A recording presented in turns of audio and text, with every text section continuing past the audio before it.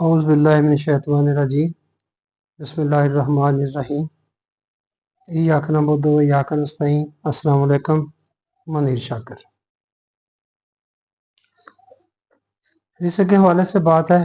अब बात करनी है थोड़ी सी, ये जो भूख है या फाका है, फाका कशी है, ये सिफ़त हसना है या ये अल्लाह का अजाब है। हम बयान करते हैं ना बुजुर्गान दीन के हवाले से जब बात करते हैं, आजकल तो बुजुर्गान दीन बहुत मालदार हो गए हैं, वो अल्लाह के बड़े करीब हैं, अल्लाह उनकी सुनता है और वो उनका रिज़्क़ भी बहुत वाफर है।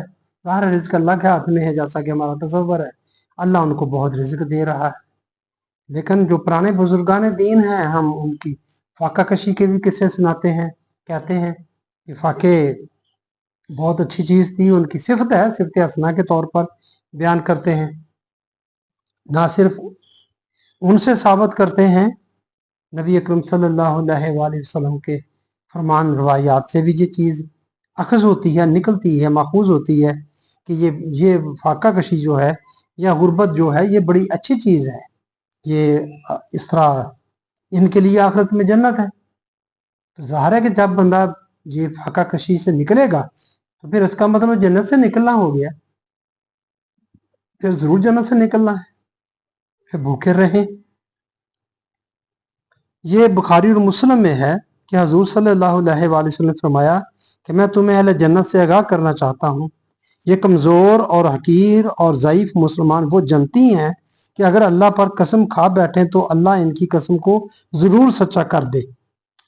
जी, ये सही मुस्लिम मा शरानूदी जिल्द शशम तिरमिज़ी में है। ये आगे ये भी बड़ी मशहूर रवायत है। फुकरा अगनिया से 500 बरस पहले जन्नत में दाखिल कर दिए जाएंगे। जामे तिरमिज़ी है, उर्दू, जिल्द 2, मतबूआ दारुल इरशाद कराची।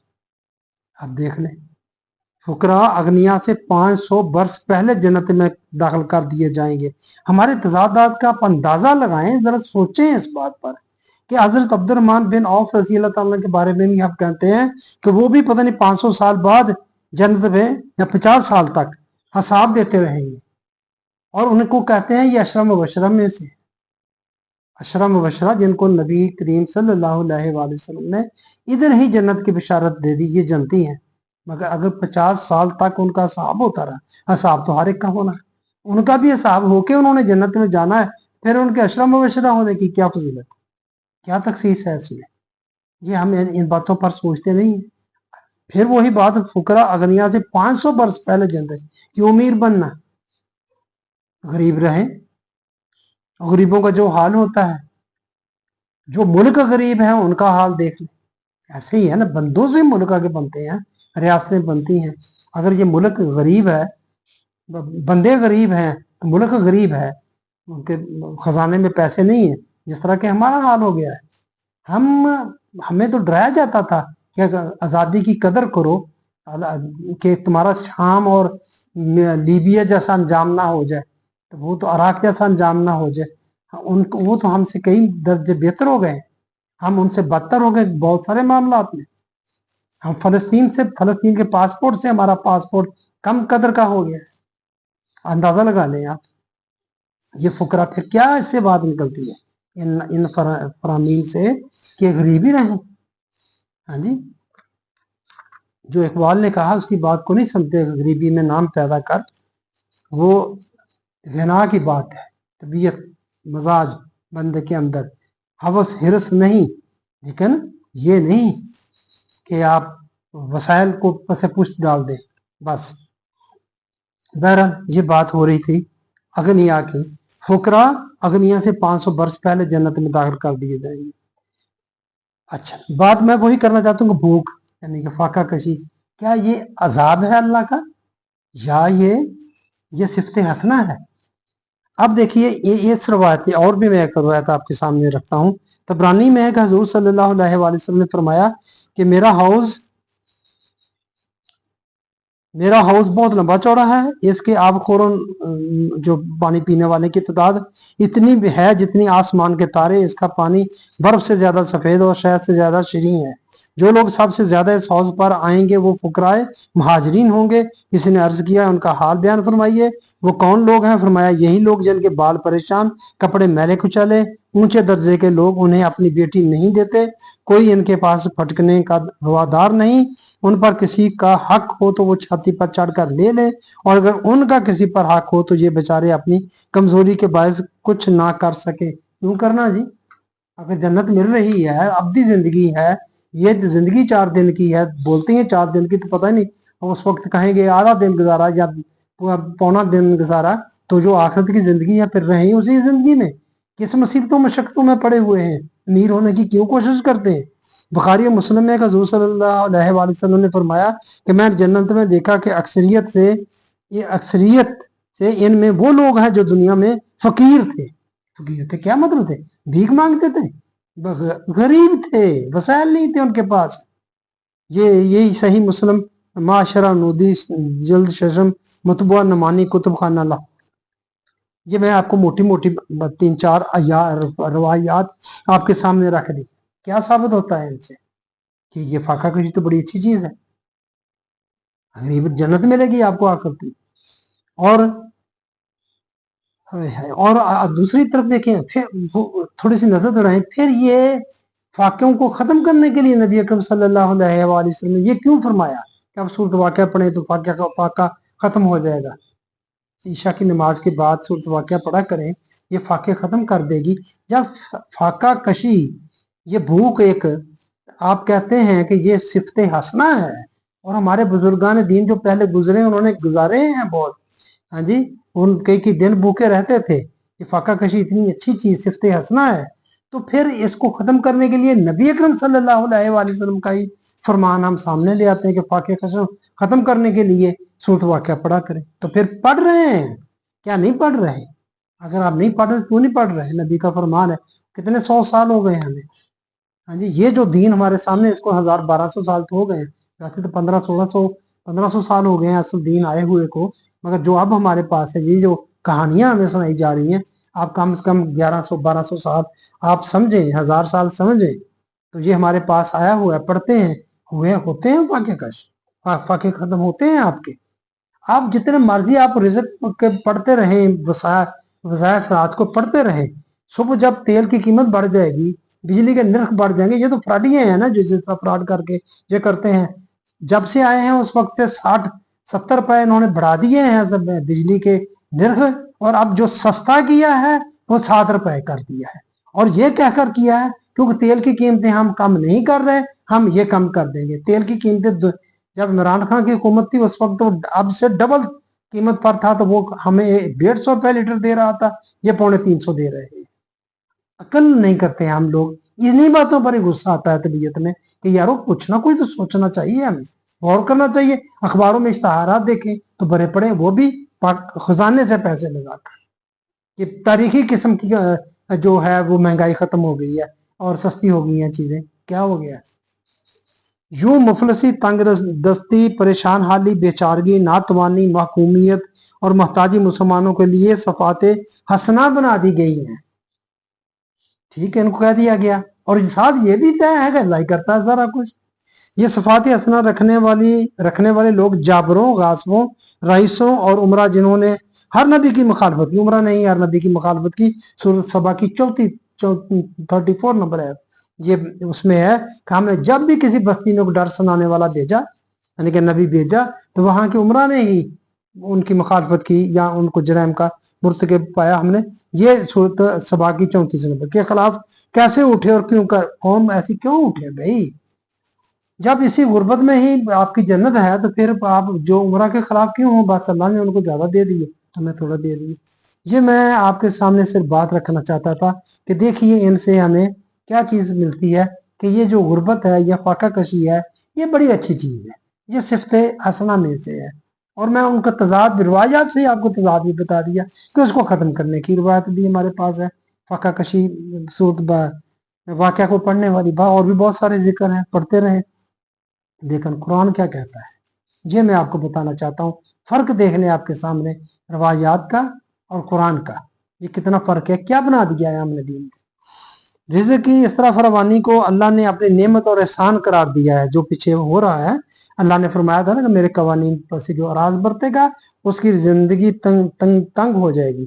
معیشت، لفظ معیشت تن آیا ہے، اور ساتھ جو آگے حوالہ دیا تھا مائدہ اور اعراف کا، یعنی کہ تورات اور انجیل میں اللہ تعالیٰ نے کہا ان کو کہ تم ان پر نصیحتیں جو دی ہیں ہم نے تمہیں، ان پر عمل کرتے تمہیں وافر مقدار میں رزق ملتا ہے۔ چنانچہ قریش کے متعلق فرمایا کہ انہیں چاہیے کہ اس رب بے کعبہ کی عبودیت اختیار کرے جس نے اطعامہم من جوع و آمنہم من خوف۔ یہ قریش کی 4 نمبر آیت ہے، کہ انہیں بھوک مٹانے کے لیے روٹی دی، کھانا دیا، اور خوف سے معمون کیا۔ یہ ان کو اللہ ایک طرح سے ان سے احسان جتا رہا ہے۔ قریش کو تو یہ میری حکم عبودیت عبادت جو غلامی ہے، میرا حکم ماننا چاہیے۔ غلامی کیا ہے؟ حکم عبادت کیا ہے؟ اللہ کا حکم ماننا۔ جو اس کا حکم مانتا ہے اس کا بندہ کہلاتا ہے، وہی عبد کہلانے کے قابل۔ اس کے برعکس خوف اور بھوک کو اللہ کا عذاب بتایا گیا ہے۔ بس یہ بات میں بتانا چاہتا ہوں میرے بھائیوں کہ بھوک اور خوف، بھوک کا خوف، دشمن کا خوف، اور جیسے دیکھیں فلسطینی خوف میں کس طرح بیچارے ہر طرح کے خوف مبتلا ہیں۔ دشمن کا خوف، ان کے بم برس رہے ہیں سامنے آنکھیں کو سامنے، ان کے جو خاندان کے چیترے اڑ رہے ہیں، عمارتیں اڑتی جا رہی ہیں، ہاں جی، اور روٹی کہاں ملنی، بھوکے مر رہے ہیں۔ دوسرے مسلمانوں کا عالم بھی یہی ہے۔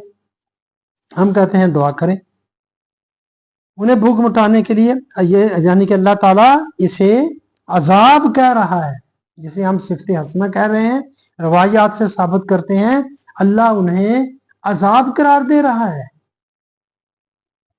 اللہ ایک بستی کی مثال سے بات کی وضاحت کرتا ہے۔ وہ امن و اطمینان میں رہتی تھی، چاروں طرف سے رزق بافراد اس کے ہاں کھینچے چلا آتا تھا، لیکن انہوں نے اللہ کی نعمتوں سے کفران برتا تو فآزا کا حلہ ہو لباس الجوع والخوف بما كانوا یصنعون۔ اللہ نے انہیں بھوک اور خوف کے عذاب کا مزہ چکھایا، اور یہ سب ان کی اپنی کارستانیوں کا نتیجہ تھا۔ یہ نحل کی 112 نمبر آیت ہے۔ اس میں ایک اور بات بھی میرے بھائیوں غور کرنے کے قابل ہے، میں ساتھ ساتھ چاہتا ہوں آپ اس طرف بھی سوچیں۔ آپ پوری اس آیت کو پڑھ کے ترجمہ دیکھیں، ہمیں اردو کی زیادہ سمجھ آتی ہے نا۔ اللہ نے انہیں بھوک اور خوف کے عذاب کا مزہ چکھایا، یعنی کہ یہاں اللہ فاعل نظر آ رہا ہے کہ اللہ نے ان کو ایسا کر دیا، اس لیے ہم اللہ کے پیچھے پڑے ہوئے ہیں، وہ راضی ہو جائے کسی طرح۔ اگلا حصہ نہیں پڑھتے۔ اور یہ سب کچھ ان کی اپنی کارستانیوں کا نتیجہ تھا۔ یہ سب کچھ ان کی اپنی کارستانیوں کا نتیجہ تھا۔ جیسی کارستانیاں کریں گے ویسا قانون لاگو ہو جائے گا اللہ کا، اس نے قانون بنا دیا ہے۔ جیسا قانون کریں گے عمل آپ کا ہوگا، عمل میں تمہیں آزادی ہے، جیسا تم کرو گے ویسا بھرو گے، ویسا قانون اس کا لاگو ہو جائے گا۔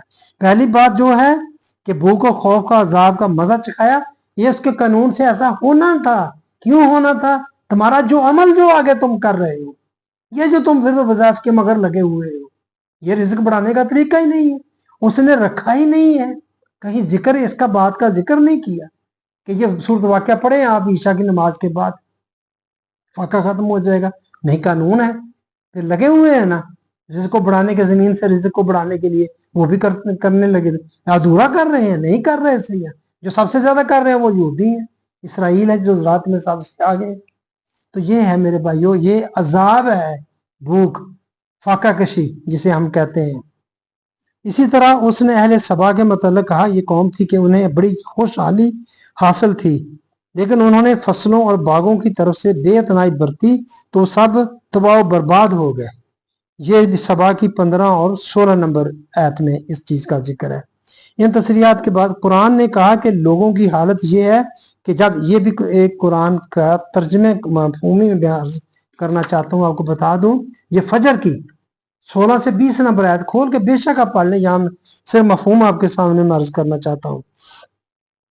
کیا لوگوں کی حالت یہ ہے کہ جب ان پر رزق کی تنگی آتی ہے تو وہ اللہ پر الزام دھرتے ہیں۔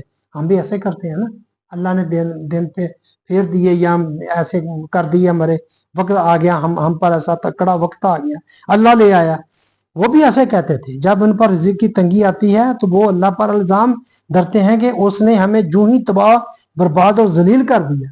कुरान खोल कर देख लें, यही बात है।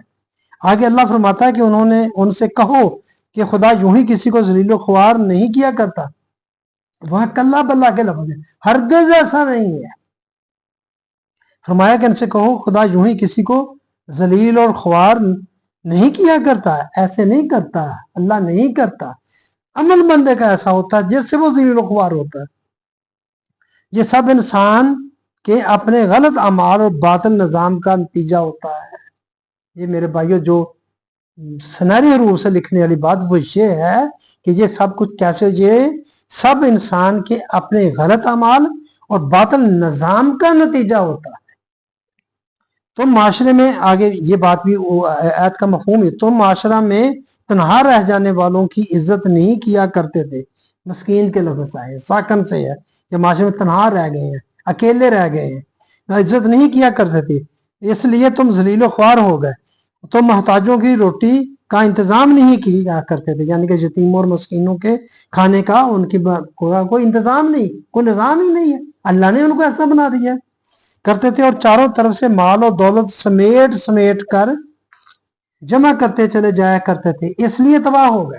ये सूरह फजर की 16 नंबर और 20 नंबर आयात तक का ये मफहूम था एक तरह से, कि रिज़्क़ की तंगी जो तुम पर आई तो कैसे आई, क्यों आती है, तुम्हारे अपने अमाल का ही ये नतीजा होती है। तो उसका हल भी बताया उन्हीं आयात में कि ये सब कुछ किस लिए हुआ। आप देखें, आप लिंक करें इस चीज को इन दो चीजों से, जो कहा कि तुम यतीम और मसाकीन के खाने का बंदोबस्त नहीं करते। ये बंदोबस्त करने का मतलब ये नहीं कि आपने एक दफा ये करके दे दिया, किसी को खाना खिला दिए, चले ये भी एक एहसन का अमल है, कर लिया, नहीं, निजाम ऐसा हो, किसी को फिक्र ना हो, ये दायमी निजाम ऐसा हो। ये नहीं कि बस ठीक है किसी वक्त कर लिया किसी वक्त ना किया, नहीं, किसी को फिक्र माश नहीं होना चाहिए। ऐसा निजाम तुमने ये बंदोबस्त करना है, ऐसा उन बड़ों से लेना है, अमीरों से लेना है, गुरबा में तकसीम करना है। ये शफाफ निज़ाम हो, कैसा निज़ाम देखना है तो आप उनका टैक्स का निज़ाम देखें। कैपिटलिज्म में जो यहूदियों का, ईसाइयों का जो निज़ाम है, उनका कैसा शफाफ निज़ाम है, और हमारे पास ये जो ज़कात का निज़ाम है ये कैसा है। तो मेरे भाइयों, बस यही बात मैं आपसे अर्ज करना चाहता था। आपकी मेहरबानी, आपने मेरी बात सुनी, और आप ये देख लें तो रवायात क्या कहती हैं और कुरान क्या कहता है। ये भूख को, फाका को कुरान अजाब अल्लाह का करार देता है, और उधर जो रवायात कहती हैं वो आप खुद गौर कर लें। मैंने क्या बताना आपको। अस्सलाम वालेकुम रहमतुल्लाह।